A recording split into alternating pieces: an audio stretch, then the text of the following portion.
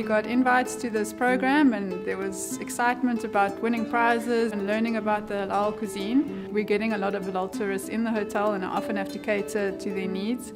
I knew a little bit about catering for halal clients, but not to that extent, so it was very informative. It can be made anywhere as long as you use the correct ingredients. You basically can cook whatever you'd like to cook, just following a few guidelines, working in separate working areas, making sure there's no cross-contamination, so it's very much feasible to execute halal food in any operation that you're working in.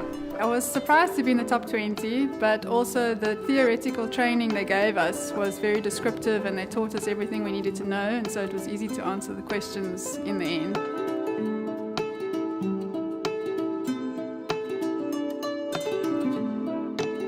We had to choose an apron, and whoever had the matching apron that I chose was going to be my partner.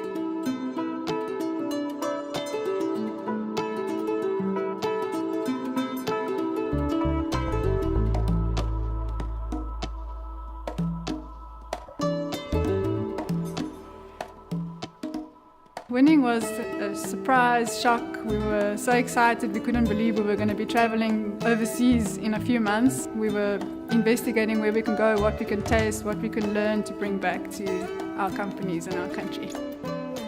Working in those two restaurants was quite an experience. I mean, the Punjab Grill was brilliant because I've never actually worked in a professional Indian restaurant. And we got to work on the tandoori and see the sort of schematic and setup of the actual kitchens, which was brilliant. The Fairmont was the most insightful experience, if I may say, out of the two. When he took us around and actually showed us the operation and the paperwork behind everything, the organizational structures put into place was just mind-blowing. It was brilliant.